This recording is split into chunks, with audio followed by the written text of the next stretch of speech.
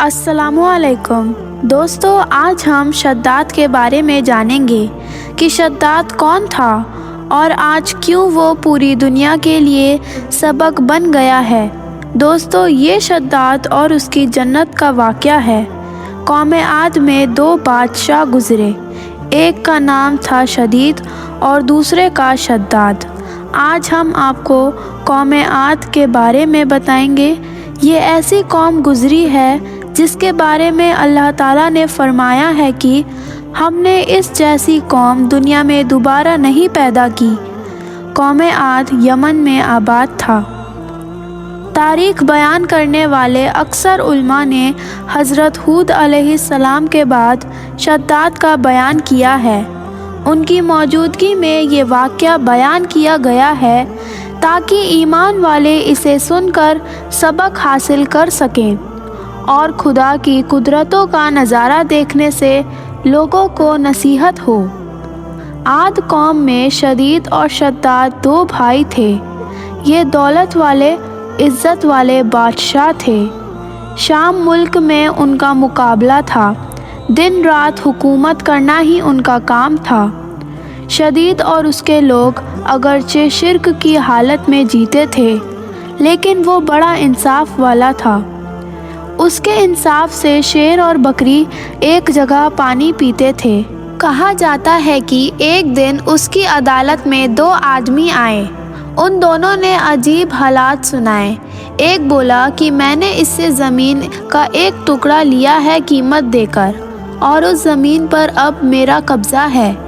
मैंने उस ज़मीन में खजाना पाया है। मैं इसको देना चाहता हूँ, इसीलिए कि ये खजाना इसी का है। दूसरा बोला, मैंने ज़मीन बेची है, इसीलिए उसमें जो कुछ है सब उसका ही है, इसीलिए ये खजाना भी उसी का हुआ। शदीद ने पूछा कि तुम दोनों की कोई औलाद भी है?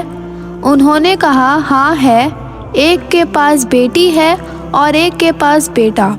शदीद ने हुक्म किया कि इन दोनों का निकाह आपस में करके ये माल इन दोनों को दे दिया जाए। इस तरह शदीद ने एक ऐसा फ़ैसला किया जो सबके लिए काबिले कबूल था, और उसके इंसाफ का जो नाम हुआ वो अलग। हज़रत हूद अलैहिस्सलाम ने शदीद को भी ईमान की दावत दी थी, लेकिन उसने सब कुछ होने के बाद भी इस पर ध्यान ना दिया और शिर्क की हालत में ही मर गया। इसके बाद शद्दाद गद्दी पर बैठा। हज़रत हूद अलैहिस्सलाम ने उसको भी ईमान लाने के लिए कहा। वह बोला, अगर मैंने तुम्हारा दीन अपना लिया तो मुझे क्या फ़ायदा होगा। हज़रत हूद अलैहिस्सलाम ने फरमाया कि अल्लाह ताला तुम्हें इसके बदले में हमेशा हमेशा के लिए जन्नत देगा और तुम पर अपनी रहमत और मेहरबानी करेगा। शद्दाद बोला कि मैं भी जन्नत बनाऊंगा और दिन रात वहाँ ऐश से रहूँगा।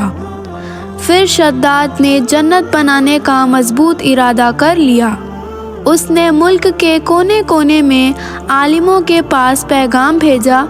उन्होंने हुक्म के मुताबिक सोना, चांदी, हीरे, जवाहरात भेजे और हुक्म दिया कि जितने मुश्क, अंबर और मुआरिद उसके हाथ आए वो सब जमा करके उसके पास लाया जाए। हर तरह का सामान जमा करने के बाद उसने एक खूबसूरत और मनमोहक जगह की तलाश शुरू की और उसे वो जगह भी मिल गई। वो ऐसी जगह थी जहाँ की हवा भी जन्नत की हवा की तरह खुशबूदार थी। उसने उस जगह पर तमाम हीरे जवाहरात जमा कराए, बड़े बड़े तेज़ किस्म के कारीगर बुलवाए और इमारत की मजबूत से मजबूत नींव डलवाना शुरू कर दिया। उसकी दीवारों की लंबाई लोगों की सोच से भी ज़्यादा ऊंची थी और चौड़ाई उसके कारीगरों के हिसाब से उस वक्त की सबसे चौड़ी थी। दीवारें आसमान को छूती थी और उसकी चमक दमक चांद सूरज से भी ज़्यादा थी। जब से दुनिया कायम हुई है ऐसा मकान कहीं नहीं बना था। दीवारें उसकी सोने चांदी के ईंटों से बनाई गई थी। छत पर उसकी सोने के पत्तों से सजावट की गई थी। उसके सुतून खूबसूरत बिल्लौर से मजबूत किए गए थे ہر چیز بہترین طریقے سے سجائی گئی تھی۔ وہاں کی نہروں میں ریت کے بجائے انمول موتی بچھائے گئے تھے اور اس کے پیڑوں کو سرخ سونے کے پھلوں سے لاد کر مشک اور عنبر کی خوشبو سے بھر دیا گیا تھا۔ جس وقت ان پیڑوں سے ہوتی ہوئی سوکھی ہوا چلتی تھی تو اس طرف کے رہنے والوں کے دماغ کو خوشبوؤں سے بھر دیتی تھی۔ شداد نے زمین پر مٹی کے بجائے مشک و عنبر بچھوایا۔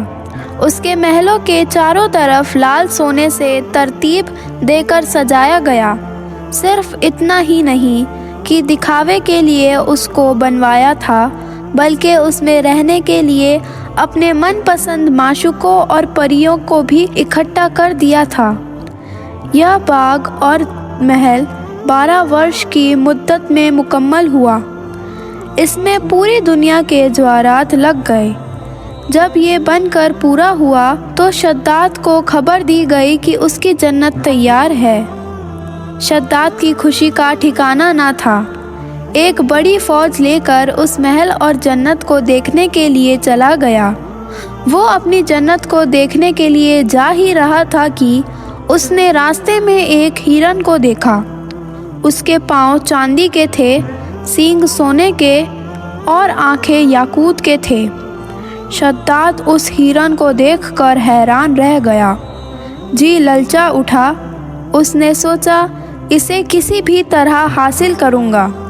اس نے بنا کچھ سوچے سمجھے اس ہرن کے پیچھے گھوڑا دوڑا دیا۔ ہرن بھاگا اور شداد نے اپنا گھوڑا اس کے پیچھے پیچھے دوڑایا۔ یہ دوڑ بہت دور تک چلی گئی، یہاں تک کہ شداد کی فوج بہت پیچھے رہ گئی۔ پھر اسے ایک ڈراونے قسم کا گھڑ سوار ملا۔ اس نے شداد سے کہا کہ کیا اس عمارت جسے تو جنت کہتا ہے، اسے بنانے سے تجھے سکون مل جائے گا؟ شداد اس گھڑ سوار کی یہ الفاظ سن کر کانپ گیا۔ پوچھا تم کون ہو؟ وہ گھڑ سوار بولا میں موت کا فرشتہ ہوں۔ شداد نے بڑی نرمی اور بے چینی سے کہا کہ مجھے اپنی جنت کو 1 منٹ دیکھنے کی مہلت دے دو، پھر تم میری جان نکال لینا۔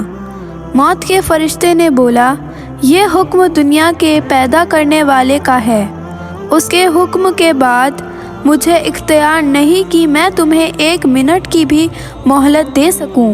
پھر اسی وقت موت کے فرشتے نے اس کی روح قبض کر لی اور اس کا جسم روح سے خالی ہو گیا۔ شداد کے مرنے کے بعد وہ عالیشان عمارت اور خوبصورت باغ لوگوں کی نظروں سے غائب ہو گیا۔ تاریخ کی کتابوں میں لکھا ہے کہ اللہ نے حضرت اسرائیل علیہ السلام سے پوچھا کہ اے اسرائیل، تم مدتوں سے روحوں کو نکالنے میں لگے ہو اور شروع ہی سے تمہارا یہ کام ہے، کیا کبھی تمہیں کسی پر رحم اور ترس آیا ہے؟ جان نکالتے وقت کچھ دیا بھی آئی ہے؟ حضرت اسرائیل علیہ السلام نے بولا اے خدا، میں تو سب پر ہی دیا کرتا ہوں۔ اللہ تعالیٰ نے فرمایا کس پر زیادہ ترس تمہیں آیا ہو؟ تب حضرت اسرائیل علیہ السلام نے یہ قصہ سنایا کہ ایک دن ایک ناؤ کو آپ کے حکم کے مطابق میں نے توڑ دیا اور اس کے تختے الگ الگ کر دیے۔ ہوا کا جھونکا آیا، ناؤ ڈوب گئی اور ناؤ والے بجلی کی طرح کچھ ہی دیر میں ختم ہو گئے، مگر ایک عورت جس کے پیٹ میں بچہ تھا، اس کو حکم کے مطابق ناؤ کے تختے کو سہارا بنا کر بچا لیا۔ وہ تختہ فرشتوں نے ایک جزیروں میں پہنچا دیا۔ جس وقت ایک لڑکا اس عورت کے پیٹ سے پیدا ہوا تو ماں بہت پریشان ہوئی۔ آپ کا حکم ہوا کہ ماں کی جان بھی نکال لو اور اکیلے اس لڑکے کو اس کے پہلو میں پڑے رہنے دو۔ اس وقت میں رو دیا اور من میں خیال آیا کہ اس بچے کا کیا حال ہوگا، تڑپ کر مرے گا یا جنگلی درندوں کے منہ کا لقمہ بنے گا۔ اے خدا، تو خوب جانتا ہے کہ مجھے اس بچے پر بہت رونا آیا اور اس کی تنہائی کو سوچ سوچ کر دل بھر آتا تھا۔ اور دوسرا شداد پر مجھے بڑی دیا آئی کہ اس نے کئی ورش میں عمارت بنوائی تھی، پھر بھی اسے ایک نظر دیکھنے سے محروم رہا اور دل میں حسرت اور افسوس لیے ہی اس دنیا سے ودا ہو گیا۔ اللہ تعالیٰ نے فرمایا، اے عزرائیل، یہ شداد وہی لڑکا ہے جس پر تم نے پہلے بھی ترس کھایا تھا، اور میں نے اس کی ماں کے مرنے کے بعد سورج اور ہوا کو یوں حکم فرمایا تھا کہ تم اپنی گرمی اور سردی سے اسے مت ستاؤ، اور ہوا کو حکم دیا کہ پھولوں کے پتے اڑا کر اس کے لیے فرش بناؤ۔ پھر اس کے دونوں انگوٹھوں سے دودھ اور شہد کی نہر میں نے بنائی۔ کتنی مہربانیاں کے ساتھ میں نے اس کی جان بچائی، اسے دولت دیا، بادشاہ بنایا، دنیا کی ساری نعمتیں اسے عطا کر دی۔ پھر بھی ان نعمتوں کا شکر ادا کرنے کے بجائے خدا ہونے کا دعویٰ کر دیا۔ اس کا تو یہ انجام ہونا ہی تھا۔ اللہ تعالیٰ ہم سب کو اپنے عذاب سے بچائے۔ دوستو، یہ تھی شداد اور اس کی جنت کا واقعہ، جسے اس نے اپنے گھمنڈ میں بنوا تو لیا، لیکن اللہ تعالیٰ کی قدرت کو کچھ اور ہی منظور تھا۔ اللہ نے اسے رہتی دنیا کے لیے سبق بنا دیا کہ دولت شہرت پر گھمنڈ کر کے کچھ حاصل نہیں ہونے والا، ہر کسی کو اس کے لیے اعمال کا بدلہ ملے گا۔ شداد کو بھی اللہ نے بے شمار دولت اور طاقت عطا کی تھی، لیکن وہ خود کو خدا کے برابر سمجھنے لگا، اور آج پوری دنیا کے لیے وہ نصیحت بن گیا کہ کبھی دولت پر گھمنڈ مت کرنا۔ دوستو، اللہ تعالیٰ کی بارگاہ میں دعا ہے کہ اللہ تعالیٰ ہم سب کو اچھے کام کرنے کی توفیق دے اور اپنے دولت کو صحیح کام میں خرچ کرنے کی توفیق دے، ہم سب کو گمراہی سے بچائے اور زیادہ سے زیادہ نیک کام کرنے کی توفیق دے، آمین۔ دوستو، اگر آپ کو یہ واقعہ پسند آیا ہو تو اس ویڈیو کو لائک کریں، اور ایسے اور سچے واقعات سننے کے لیے ہمارے چینل کو سبسکرائب کریں۔